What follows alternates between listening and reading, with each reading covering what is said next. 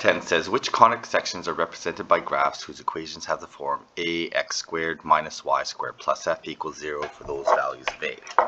So for a equals 1, we're going to assume that f is positive. So we'll say that f is greater than 0.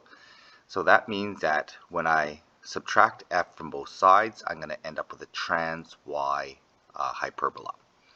Okay, so it's minus, so I'm going to end up with a trans y hyperbola. So for a, for 10a, for a equals 1, we end up with x squared minus y squared equals negative f.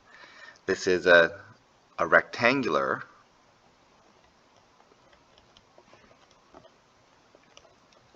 hyperbola. This is trans y. For b, it says a not equal to 0. We're going to end up with, for 10b, this is we end up with, for example, a x squared minus y squared equals negative f. And for a not equal to 0, this is going to be a non-rectangular hyperbola. It's just a hyperbola. And it's trans y.